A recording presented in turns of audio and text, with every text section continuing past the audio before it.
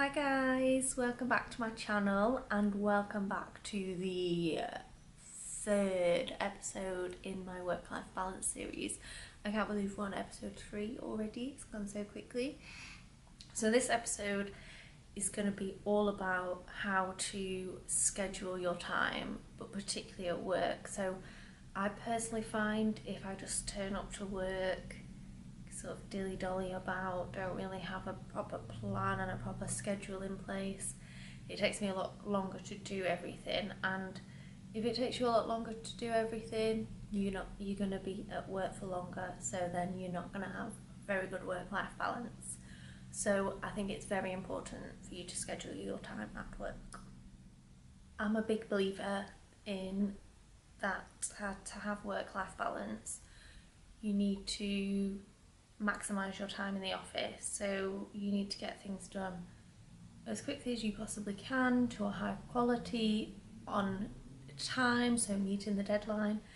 And then obviously you'll spend less time in the office because you won't need to stay late to finish off a last minute deadline, hopefully.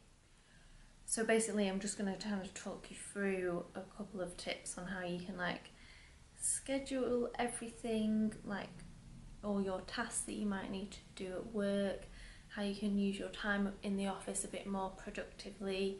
So there's no real structure to this, so I'll just go straight in with the random tips.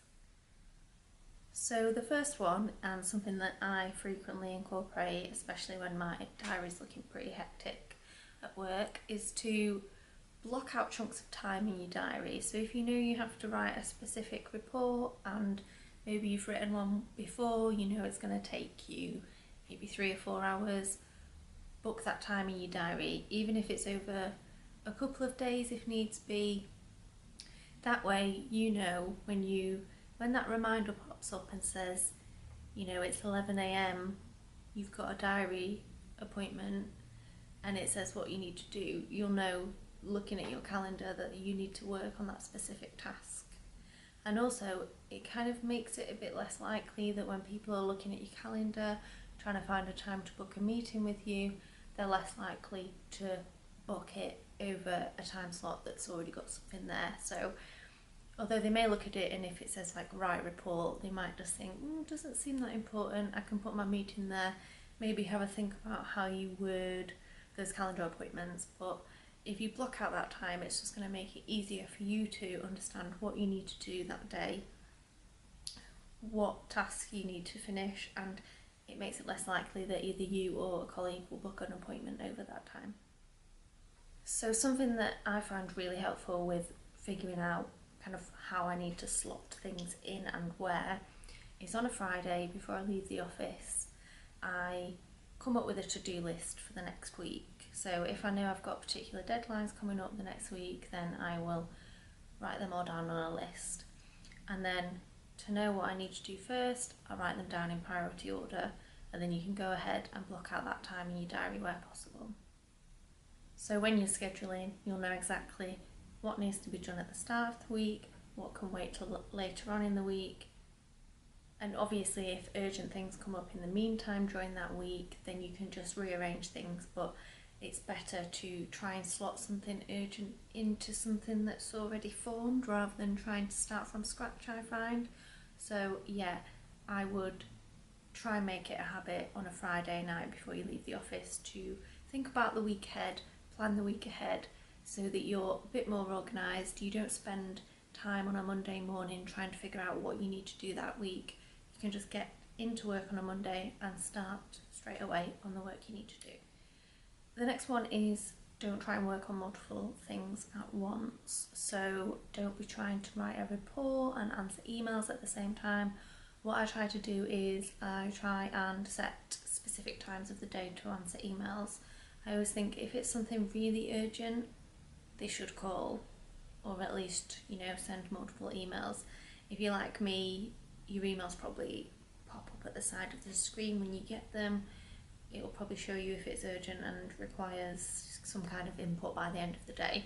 But I find if you kind of maybe do them in the morning as soon as you get in the office, then you're getting rid of anything that you maybe got in overnight. Before you go on your lunch break, if someone had something urgent for the end of the day, you would hope that they would have sent it before lunchtime. And then before you leave the office, I find that's a really good structure for dealing with emails. And obviously, if someone flags an email to you, they just come over to your desk and say, did you get that email? Then look at that email. But I think if someone really needed you to do something for them urgently, they should be giving you a call.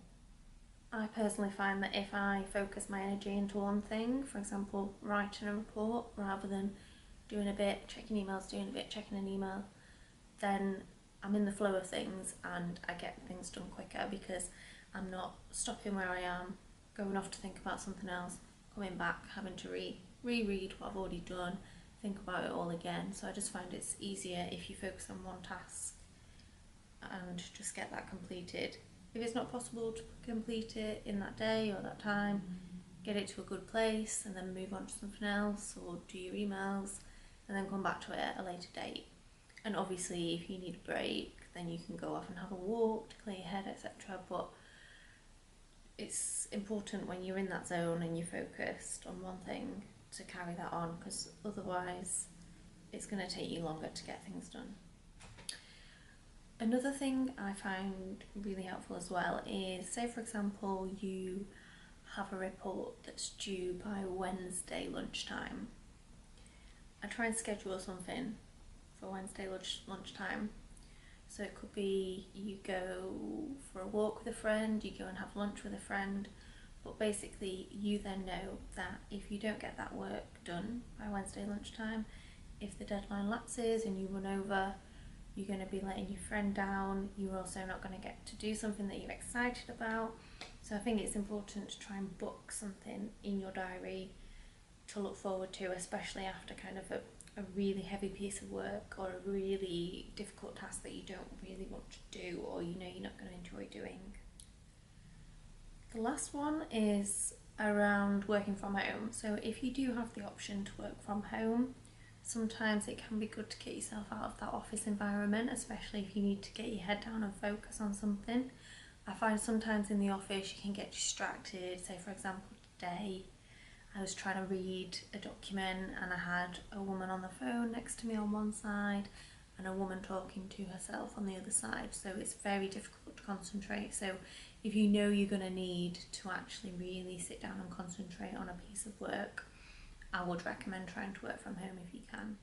But if you can't work from home, and this is a good one also I find, if you are in the office, especially if you can get quite distracted by people coming over to talk to you or people trying to involve you in their conversations, wear some headphones. I mean, you could be listening to some music or a podcast or something to help you focus, or you could just have your headphones in just to deter people from talking to you.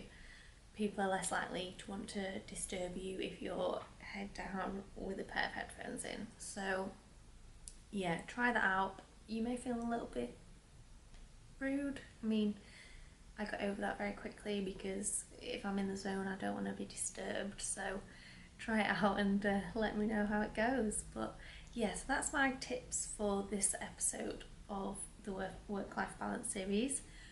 I think we've got